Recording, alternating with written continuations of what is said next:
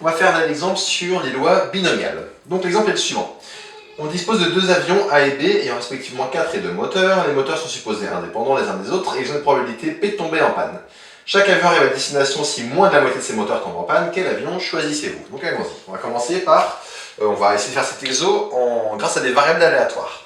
On va d'abord considérer la variable suivante. X indice A, pour qu'on sache qu'on part de l'avion A, ça va être nombre de moteurs en panne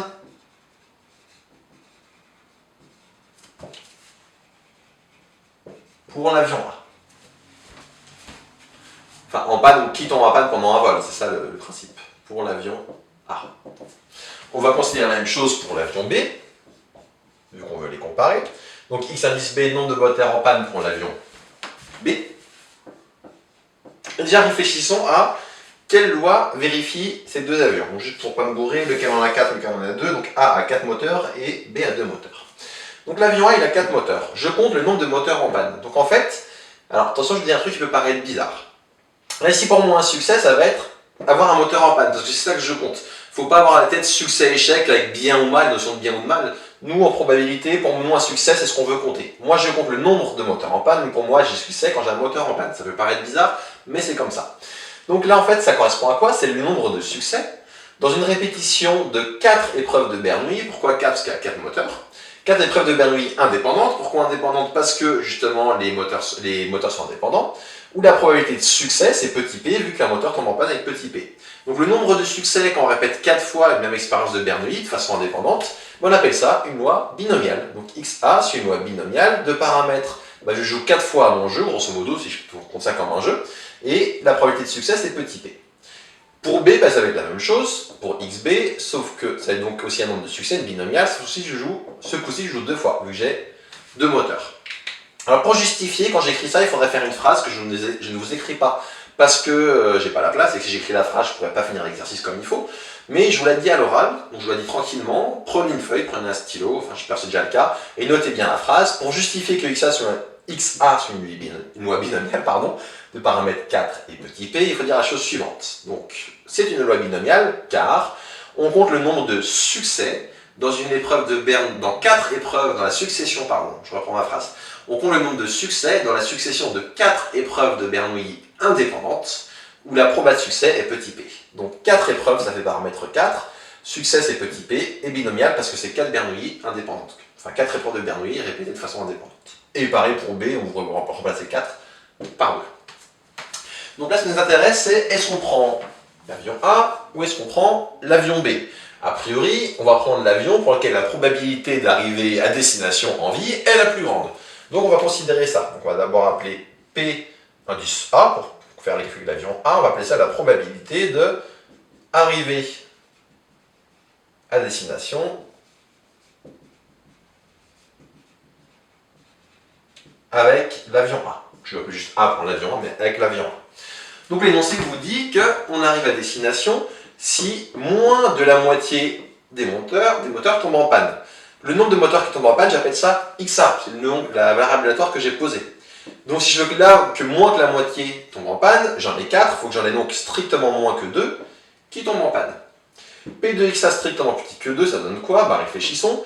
XA c'est une variable c'est une variable aléatoire, c'est une loi binomiale. Elle est donc discrète et elle prend des valeurs comprises entre 0 et 4. Pour être plus précis, 0, 1, 2, 3 et 4. Et la question que je vais me poser, c'est parmi 0, 1, 2, 3, 4, qui est strictement plus petit que 2, j'ai 0, donc soit XA vaut 0, ou bien XA vaut 1. Voilà les deux cas possibles.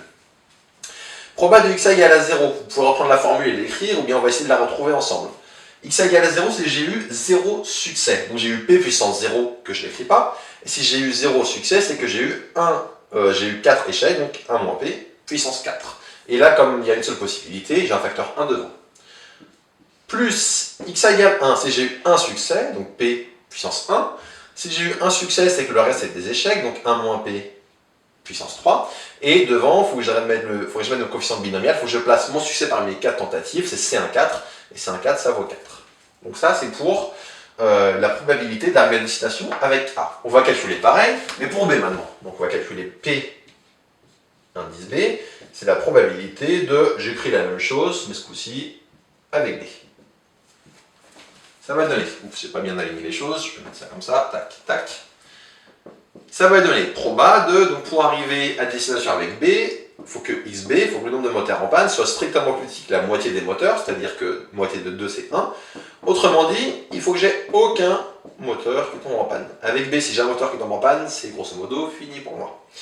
Donc maintenant, on va essayer de faire ces calculs et voir ce que ça donne. Donc P de XB égale 0 déjà. Comme j'ai 0 succès, c'est P puissance 0 et 1 moins P puissance 2, vu que j'ai du coup 2 échecs. Maintenant, on va se poser la question, quand est-ce qu'on résout? On résout par exemple PA plus grand que PB. On pourrait faire l'inverse, il faudrait changer notre enfin, on n'obtiendrait pas la même chose à la fin, mais on aurait quand même la même conclusion. Donc on va voir quand est-ce que PA est plus grand que PB, et on va conclure en fonction de ça. Si on résout dans l'autre sens, ça ne va pas changer grand-chose à nos calculs. Donc PA plus grand que PB, ça équivaut à dire quoi? Ça équivaut à dire que 1 moins P puissance 4 plus 4P fois 1 moins P au cube est supérieur à 1 moins P au carré.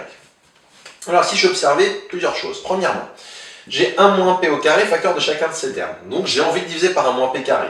Est-ce que j'ai le droit? Attention, comme c'est une inéquation, il y a deux choses à vérifier. Premièrement, comme j'ai une inéquation, pour multiplier ou diviser par un nombre, il faut qu'il soit positif, sinon ça change le sens. Là, pour le coup, comme c'est un carré, c'est positif, pas de souci. Comme je divise, il faut qu'il soit même différent de 0, il faut qu'il soit strictement positif. Donc il faut que P soit strictement différent de 1. Et en fait, ce qu'on va pouvoir supposer, réfléchissons un peu. On va pouvoir supposer en fait que P est compris entre 0 et 1 strictement. Pourquoi? Si P vaut 0, ça veut dire que les moteurs ne tombent jamais en panne. Dire que les moteurs ne tombent jamais en panne, en fait, on peut prendre l'avion A ou l'avion B, ça n'a strictement rien changé. Si P vaut 1, ça veut dire que les moteurs tombent tout le temps en panne. Et là, pareil, prendre A ou B, ça ne va pas changer dans le sens où il ne faut surtout pas les prendre, parce que vous allez vous cracher, vous n'allez pas arriver à destination. Au-delà de ça, on peut aussi dire que c'est pas réaliste. P égale 0, ça veut dire qu'on a un moteur infaillible qui ne peut jamais tomber en panne. Quelque chose d'infaillible, je pense que ça n'existe pas. Et P égale 1, comme je vous l'ai dit avant, c'est la même remarque. Si P égale 1, c'est que les moteurs sont tout le temps en panne. Donc là, a priori, dans ce cas-là, ils ne seraient pas commercialisés, ces moteurs. Donc on peut facilement exclure les cas P égale 0, P égale 1. Donc comme P est différent de 1, je peux tout diviser par 1 moins P au carré, parce que c'est positif aussi. Et quand je fais cette chose-là, j'obtiens que 1 moins P au carré plus 4P 1 moins P doit être strictement plus grand que 1. On va résoudre cette inéquation. On trouve, donc quand je développe 1 moins P carré, ça fait 1 moins 2P plus P carré, ça me donne plus 4P moins 4P carré, je développais tout ça là. Le 1, je l'envoie de l'autre côté, ça fait moins 1, tout cela négatif.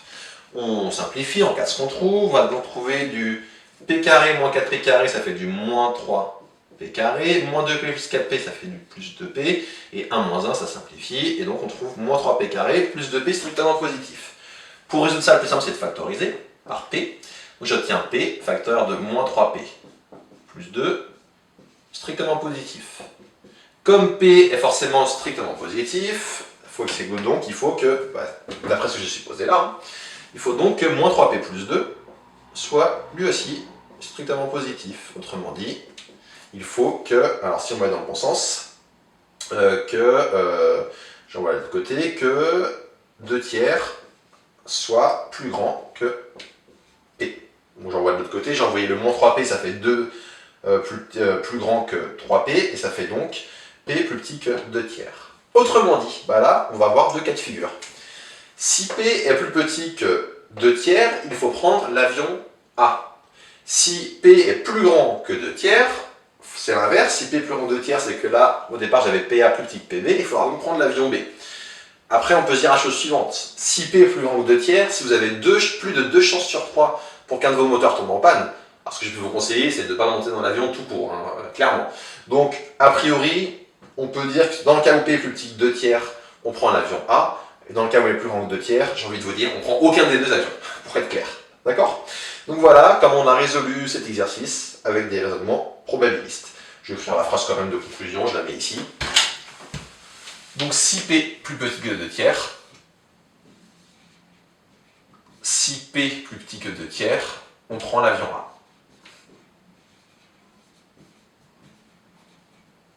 On prend l'avion A. Sinon, si P est plus long que 2 tiers, il faudra prendre l'avion B. Mais encore une fois, moi ce que je vous conseille, si P est plus long que 2 tiers, vous prenez aucun des deux avions, vous restez sur place. Et ça termine donc cet exercice.